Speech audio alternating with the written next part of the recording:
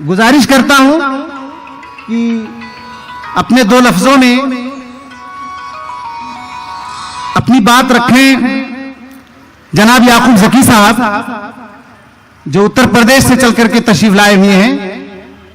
आप यूपी के एक जिम्मेदार शख्स हैं, गवर्नमेंट में शामिल है, तो मैं चाहूंगा उर्दू के ताल्लुक से या इस प्रोग्राम के ताल्लुक से, कौमी यकजहती के ताल्लुक से पैगाम देने की कोशिश करें। अस्सलाम वालेकुम। आज ये प्रोग्राम